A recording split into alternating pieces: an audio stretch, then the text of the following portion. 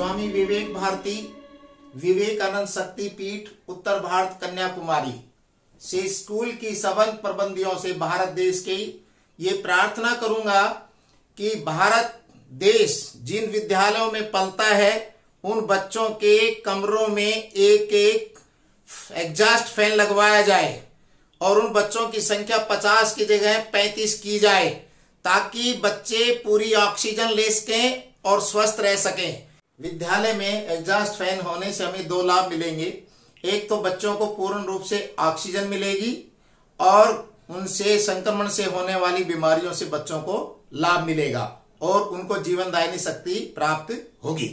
कि शिक्षा जगत में राष्ट्र में एक नई ऊर्जा और संवर्धन की जरूरत है और यह ऊर्जा और संवर्धन विद्यालयों विश्वविद्यालयों से ही प्राप्त हो सकता है।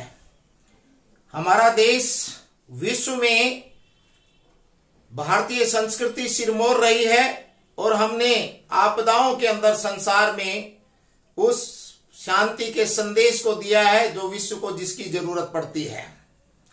मैं अपने सभी चाणक्य बंधुओं भगिनी निवेदिताओं से प्रार्थना करूंगा कि वो अपने बच्चों में ऊर्जा का संचार करें। आज मैं 40 वर्षों से शिक्षा जगत में रहा हूं, स्कूल में प्राचार्य के रूप में काम किया है।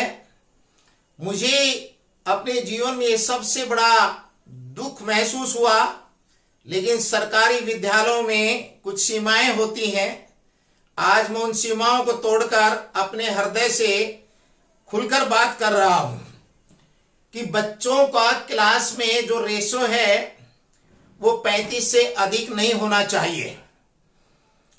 मैंने बच्चों के अंदर ये देखा है कि ऑक्सीजन की कमी के कारण बच्चों को मिर्गी का आना, उनके स्वास्थ्य पर बुरा प्रभाव, गर्मी के दिनों में तो इतनी बुरी हालत कमरे में हो जाती है। कमरों का साइज 24 बाई 24 और 24 बाई 20 के आसपास होता है और उसमें 50, 55, 60 बच्चे बैठाए जाते हैं। आप कल्पना करें, ऑक्सीजन जो हमारी प्राण वायु है उसकी कितनी कमी होती है। इस तरफ आज किसी का कोई ध्यान नहीं है। मैं समस्त भारत के उन शिक्षाविदों से हाथ जोड़कर प्रार्थना करता हूं कि इस ओर अपना ध्यान दें। हमें भारत में महान नौकों को पैदा करना है। A sound mind in a sound body.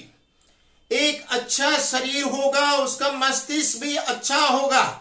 इस तरफ हमें ध्यान देना है और एक अध्यापक 45 मिनट के पीरियड में 55-60 बच्चों पर कितनी ऊर्जा डाल सकता है, उसकी भी एक लिमिटेशन है। यदि 35 बच्चे क्लास में हो, वातावरण शुद्ध रहता है, ऑक्सीजन का प्रभाव पूरा होता है और स्कूलों में एग्जॉस्ट फैन कहीं भी देखने को नहीं मिलता है।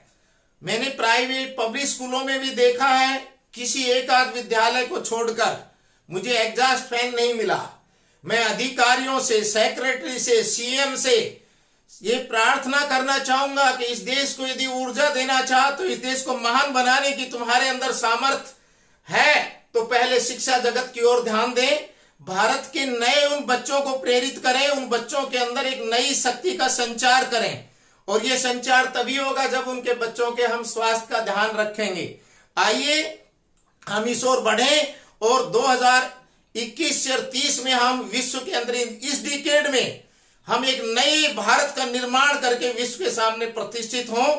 यह दायित्व शिक्षा जगत के अधिकारियों, शिक्षा जगत के प्रबुद्ध लोगों के कंधों पर है। अब उनको जागना होगा, उनको उठना होगा और उन्होंने इस दिशा में चलना होगा और कोई दूसरा रास्ता नहीं है।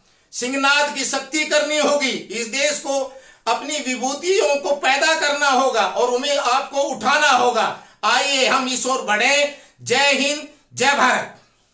और भारतीय संस्कृति में विवेकानंद शक्तिपीठ के केवल एक ही मंत्र है। यह शक्तिपीठ पूरे विश्व में एक मंत्र के साथ जा रही है, राष्ट्र प्रेम और मानवता।